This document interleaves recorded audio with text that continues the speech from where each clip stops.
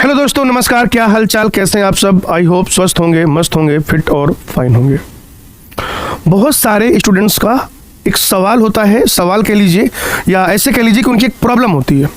हमारे साथ भी होती थी जब हम कॉलेज के दिनों में थे या स्कूल के दिनों में थे कि सर जब आप पढ़ाते हो, हम भी अपने टीचर से कहते थे, आप भी अक्सर हमसे कहते हो कि सर जब आप पढ़ाते हो तब तो हमें सब समझ में आता है, बढ़िया भी है सब कुछ, लेकिन सर फिर वो भूल जाता है सर। और सर हम उसको लंबे समय तक जो है रिटेन नहीं कर पा रहे हैं सर, भूल जाते हैं। फिर नया लेक्चर आ जाता है तो समझ में नहीं आता, उसको पढ़ें क्या करें। आपकी जो समस्या है वो आपकी अकेले की नहीं है, और आपकी जो समस्या है उसके कुछ वैज्ञानिक कारण है और उपाय भी हैं। भूलना एक आप कह सकते हैं वो साइकोलॉजी से संबंधित प्रक्रिया है, और बहुत सारे साइकोलॉजिस्ट ने इस पर रिसर्च किया अलग अलग सैंपल साइज को लेकर। सैंपल साइज का मतलब है यहाँ पर नंबर ऑफ इंडिविजुअल से। यही एक चुनौतीपूर्ण चीज़ है सैंपल साइज, कि जिस किसी भी साइकोलॉजिस्ट ने यहाँ पर क्या किया, रिसर्च किया फॉरगेटिंग कर्व के बारे में, या ये जो एक फिनोमिना है कि हम चीज़ों को भूलते हैं, इसके बारे में, तो सैंपल साइज क्या था।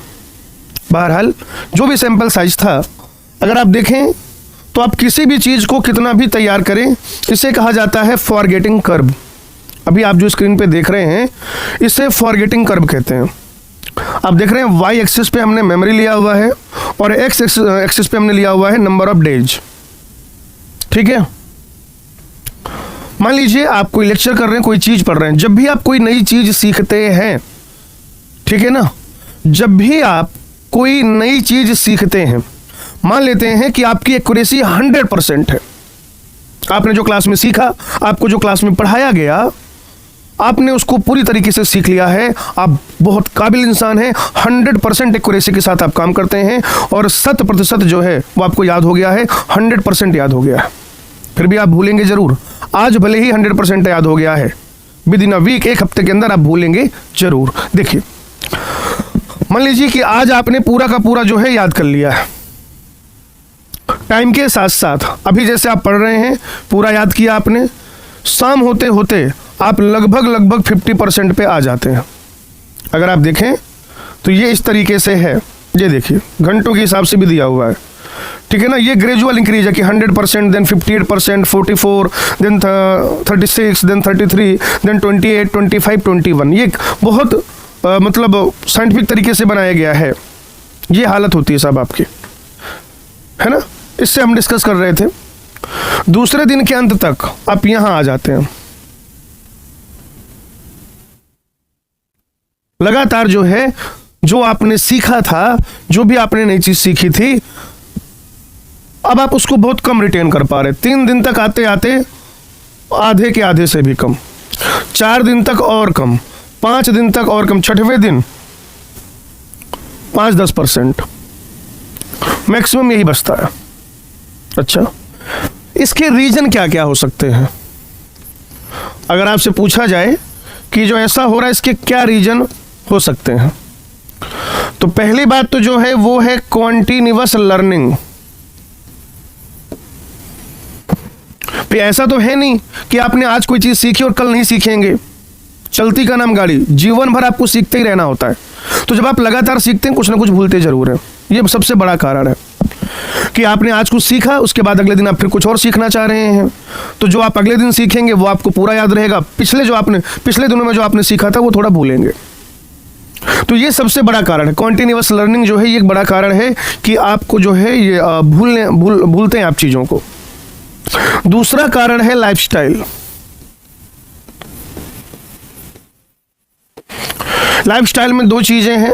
अगर आप स्ट्रेस ले रहे हैं तो ज़्यादा तेज़ी के साथ भूलेंगे, जल्दी भूलेंगे, और साथ ही साथ अगर आपकी नींद कंप्लीट नहीं है ना, एक प्रॉपर शरीर को जो आराम चाहिए, अगर वो रेस्ट नहीं मिल पा रहा है, तो उस कंडीशन में भी आप चीज़ें जल्दी भूलते हैं। इसलिए क्लास में हमेशा आपको ये कहा जाता है, क्लासेस के दौरान हम आपसे ये कहते हैं कि आपको टेंशन नहीं लेना है। और ये हम इतने सालों से बोलते आ रहे हैं। हमारे टीचर्स ने बोला, हमारे टीचर्स को उनके टीचर्स ने बोला, आप लोगों को हम लोग बोल रहे हैं, आप लोग अपने स्टूडेंट्स को या जो भी लोग हैं उनको बोलोगे। उसके पीछे का जो राज है कि टेंशन नहीं लेना है, उसके पीछे का जो राज है वो बस इतना ही है कि अगर आप टेंशन लेंगे तो चीज़ें जो आप सीख रहे हैं आप लंबे समय तक उसे याद नहीं रख पाएंगे, उसे लंबे समय तक याद नहीं रख पाएंगे। तो ये 2-3 मुख्य कारण हैं कि इस तरीके से मेमोरी लॉस जो है होता है, आप चीज़ों को रिटेन नहीं कर पाते हैं। ऑलराइट, अब अगर प्रॉब्लम है तो फिर सोल्यूशन भी होगा, और वही ज़बरदस्त सोल्यूशन जो आपको इतने सालों से बताया जा रहा है, रिवीजन। रिवीजन बहुत ज़रूरी है दोस्त, रिवीजन बहुत ज़रूरी है। फिर वही बात आपसे हम कह रहे हैं, हमसे हमारे टीचर कहते थे, उनसे उनके टीचर्स ने कहा होगा, उनसे उनके टीचर्स ने कहा होगा, आप अपने स्टूडेंट्स को कहोगे कि भाई रिवीजन बहुत ज़रूरी है ना, रिवीजन बहुत ज़रूरी है। अगर आप रिवीजन नहीं करेंगे तो आप चीज़ें भूलते जाएंगे। हम भी तो ये कहते हैं कि रेगुलर इंटरवल पे आपको चीज़ें रिवाइज करते जाना है। रेगुलर इंटरवल पर आपको क्या करना है, चीज़ों को रिवाइज करते जाना है। अगर आप चीज़ों को रिवाइज करते रहेंगे वो लंबे समय तक याद बनी रहेंगी। और आप देखिए उसी सैंपल साइज पे जब उनको चीज़ों को रिवीजन कराया गया, दोबारा से रिव्यू कराया गया, ये सेम ग्राफ बने हुए हैं कि जैसे ये पहली लर्निंग के बाद क्या हालत हो रही है, ठीक है ना। अगर आप 3 दिन में भूल रहे हैं तो अगर आपने दोबारा भूला, मतलब दोबारा आपने उसको रिवाइज किया, ठीक है ना, यानी कि पहली बार सीखा, फिर ये एक तरीके से आप कह सकते हैं पहला रिवीजन। तो आपको भूलने में थोड़ा सा ज़्यादा समय लगेगा, 7 दिन, ठीक है। दूसरा रिवीजन आप ले लीजिए, सेकेंड रिवीजन, अभी मैं रिवीजन कह रहा हूँ, तो अब आपको 7 दिन से भी अधिक समय लगेगा। तीसरा अगर आप रिवीजन ले लेते हैं तो फिर ये आपको बहुत ही लंबे समय तक याद बना रहेगा। इसीलिए एक रेगुलर इंटरवल के बाद रिवीजन बहुत ज़रूरी है। This is the solution, forgetting curve, और ये उसका सोल्यूशन। क्या है सोल्यूशन? कि आपको एक रेगुलर टाइम इंटरवल के बाद चीज़ों को रिवाइज करना है। जो जिस दिन क्लास में पढ़ाया जाए घर जाके उसको, मतलब क्लासेस के बाद उसको अवश्य रिवाइज करें। 100% तरीके से आपको चीज़ें आगे याद बनी रहेंगी। 3 दिन बाद आप दूसरा रिवीजन, क्लास में पढ़ा पहला रिवीजन उसी दिन, ठीक है ना। कोई भी चीज़ जब भी आप सीख रहे हैं, ठीक है ना, स्टार्टिंग में, और ये सिर्फ ऐसा नहीं है कि जो बच्चे कॉम्पिटिटिव एग्जाम की प्रिपरेशन कर रहे हैं उनके लिए है, ये सबके लिए। आप कोई भी चीज़ सीखें, ठीक है ना। हाँ, मतलब नीट की प्रिपरेशन से लेके और हवाई जहाज उड़ाने तक, क्रिकेट की प्रैक्टिस से लेके कथक के स्टेप तक, हर जगह ये फिनोमिना, हर जगह ये साइकोलॉजी लगती है। तो स्टार्टिंग में आपने किया डे फर्स्ट या सेम डे, पहला रिवीजन जो है सेम डे। अगर आप बहुत बढ़िया चीज़ों को चाहते हैं तो first revision same day, second revision around third day, third revision 7th day, fourth revision 15th day, fifth revision 31st day, यानी कि 1 महीने बाद, और फिर 6th या 7th रिवीजन जब आपको ज़रूरत पड़े, एक जिसे आप कहते हैं एग्ज़ाम से पहले, एग्ज़ाम से पहले। और ख़ास तौर से अगर आप नीट की प्रिपरेशन करें तो देखिए कितना इजी है आपके लिए। पहला रिवीजन आपने पढ़ा, दूसरा रिवीजन 3 दिन बाद कर लिया, फिर आपका वीकली टेस्ट होगा तो तीसरा रिवीजन कर लीजिए, चीज़ें याद बनी रहेंगी।